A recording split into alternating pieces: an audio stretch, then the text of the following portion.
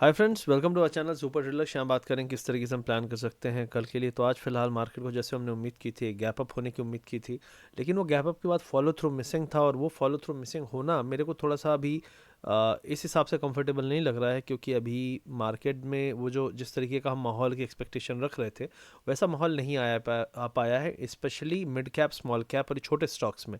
तो large cap में move आया, कुछ स्टॉक्स में शॉर्ट कवरिंग आई, सब कुछ ठीक है, लेकिन मुझे मोर ऑफ ये मैनिपुलेटिव और ट्रैपी मूव अभी भी लग रहा है। उसका कारण सिंपल है, क्योंकि आज फॉलो थ्रू आना चाहिए था और एक बिल्डअप होना चाहिए था जिसमें रैली 24,500 की तरफ जानी चाहिए थी इवन सेकेंड हाफ में, जो कि नहीं आई और मॉर्निंग के लेवल के आसपास ही हम क्लोज हो गए। इनफैक्ट रेड कैंडल बना है निफ्टी में। बैंक निफ्टी का जो कैंडल है वो रेड नहीं है, लेकिन फिर भी बैंक निफ्टी में भी वो फॉलो थ्रू और वो पुश जो है हमने नहीं देखा कि जहाँ पे हम बिल्ड कर पाएँ। 3 4 5 घंटे मार्केट वहीं रुका रहा। तो मेरा ये मानना है कि जो अदानी का इशू आया है वो एक बहुत ही सीरियस इशू है। उसका कारण है कि अदानी ग्रुप में कह रहे हैं कि इस ग्रुप में प्रॉब्लम है, लेकिन जो केस है और जो अरेस्ट और जो वारंट फॉरेन दुनिया भर की चीज़ें हैं वो अदानी जी पे है। तो मोस्टली जब गौतम अदानी इटसेल्फ है तो सारा कुछ हो गया ना, कि भाई इनके साथ काम करना, जब वो मेन आदमी के अगर पे सवाल उठ जाए तो फिर उसके बाद अभी इनको फंड रेजिंग करनी है, बाहर फॉरेन पे पैसा उठाना है, वो सब कैसे आएगा।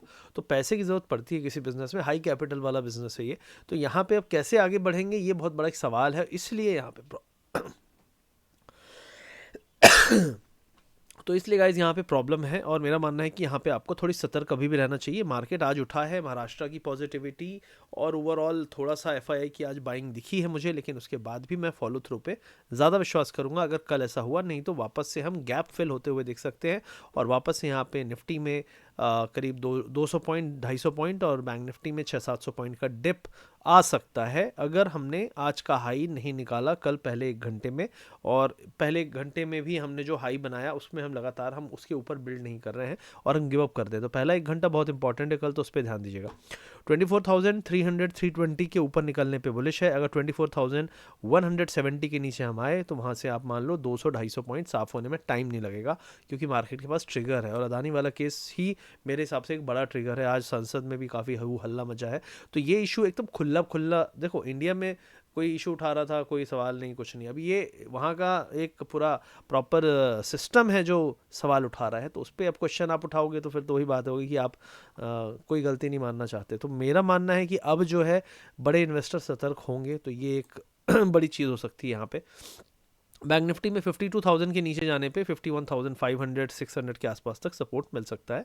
तो यहाँ पे भी आपको अगर 52,000 टूटा तो 51,500 600 पे ही सपोर्ट है, वहीं पे हम जाके रुकें तो अच्छा केस है ये, फिर भी अच्छा केस है, क्योंकि अगर वहाँ पे भी रुके तो वो एक 20 डे मूविंग एवरेज रहेगा, तो वो एक इंपॉर्टेंट सपोर्ट आपको हेल्प कर सकता है। और निफ्टी में करीब करीब 23,960 970 पे सपोर्ट लेके हम 24 के ऊपर आके रुक जाएँ तो वो भी एक अच्छा होगा। लेकिन एक डिप आके वापस से अगर बाउंस बैक होगा तो वो दिखाएगा कॉन्फिडेंस कि हाँ यार डिप पे बायर आ रहे हैं।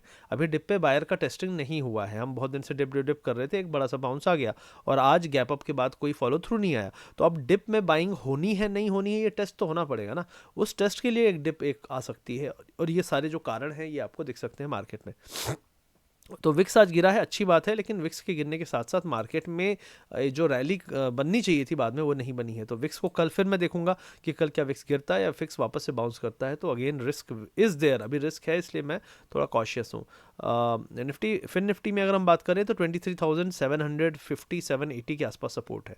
अगर हम मिड कैप इंडेक्स की बात करें तो मिड कैप ने आज फॉलो थ्रू नहीं दिया, हाई पे ओपनिंग हुई है और लो पे क्लोजिंग हुई है, इसीलिए मैंने कहा कि छोटे स्टॉक्स में इतना ज़्यादा मुझे फॉलो थ्रू नहीं मिला। आईटी ने फिर सपोर्ट किया, तो आईटी सपोर्ट तब कर रहा है जब बैंक अंडर परफॉर्म कर रहे हैं। तो आईटी का सपोर्ट करना मेरे हिसाब से पूरे मार्केट के लिए इतना पॉजिटिव नहीं है। आईटी इसलिए अच्छा करेगा क्योंकि डोनाल्ड ट्रंप की जो पॉलिसीज़ हैं, ग्रोथ एंड ऑल, तो उसके कारण एक पॉजिटिविटी है। लेकिन आईटी सपोर्ट कर सकता है, लेकिन आईटी बचा नहीं पाएगा अगर बैंक में कोई प्रॉब्लम है। और अदानी इशू के कारण सबसे बड़ा जो इम्पैक्ट और थ्रेट मुझे दिखता है वो पीएसयू बैंक और बैंक्स में दिखता है। बेसिकली सारे बैंक्स में ही इशू हो सकता है। मेटल की बात करूँ तो मेटल यहाँ पे आज फिर से बाउंस हुआ, लगातार गिर रहा था और फिर वो बाउंस पे आप देखना सेलिंग देखी और आपकी जो क्लोजिंग है वो लो पे हुई है। तो ये स्ट्रक्चर मेरे को अच्छे नहीं लगे आज, और हम कल फिर देखते हैं किस तरीके से मार्केट बिहेव करता है। अगर आप ग्लोबल मार्केट की बात करें तो यहाँ पे तो एक अच्छा पॉजिटिविटी है। डॉलर इंडेक्स आपका यूएसडी आईएनआर भी थोड़ा सा इंप्रूव हुआ है और डॉलर इंडेक्स 107 के ऊपर निकल चुका था। तो अभी यहाँ पे आप देख सकते हो 106.5 पे अभी भी बहुत हाई पे है, लेकिन अगर यहाँ पे रुकता है और इसके वापस से और नीचे नहीं गिरता तो प्रॉब्लम है। अगर उठ जाता है 107 के ऊपर, 107 के ऊपर again, that is again a problem. तो मेरा मानना है कि डॉलर और रुपी बहुत बड़ा इशारा ये कर रही है कि उन्हें घंटा फर्क नहीं पड़ रहा कि आप क्या कर रहे हो, क्या रिजल्ट आ रहे हैं। There is something wrong which is leading to FII outflow. FII inflow आया है आज, लेकिन कितने सारे आउटफ्लो के बाद आया है ये देखना बहुत इंपॉर्टेंट है। और FII ने सेलेक्टिव स्टॉक्स में डाला है, सेक्टर में डाला है, ये भी एक इंपॉर्टेंट चीज़ है। तो ओवरऑल वीडियो में यही मुझे बोलना था। आई होप वीडियो आपको अच्छा लगा। वीडियो अच्छा लगा तो लाइक करिए, शेयर करिए, सब्सक्राइब करिए। ओवरऑल मार्केट में कल पहले 1 घंटे में अगर हमने हाई नहीं निकाला, आज का हाई और पहले 1 घंटे का जो कैंडल है उसके बाद जो अगला घंटे का कैंडल है वो उसके ऊपर होना चाहिए मार्केट की जो प्राइसिंग है। अगर वो नहीं होती है तो कल हमें प्रॉफिट बुकिंग दिख सकती है पहले 2-3 घंटे में। उसके बाद हम 20 डेमा टेस्ट करें और फिर वहाँ से बाउंस हो, that is the best case for bulls. और बियर्स के लिए तो अगर 20 डेमा नहीं बचा तो फिर तो उनके लिए पार्टी ही पार्टी हो सकती है। तो ये फिलहाल मुझे मार्केट में दिख रहा है। और वीडियो अच्छा लगा तो लाइक करिए, शेयर करिए, सब्सक्राइब करिए। वीडियो के पिन कमेंट को चेक कर लीजिएगा, लिंक है हमारे A to Z प्रोग्राम का, हमारे स्कैल्पिंग स्विंग कोर्स का और हमारे फ्री टेलीग्राम चैनल का, आपको मिल जाएगा। Thank you very much, see you soon and take care.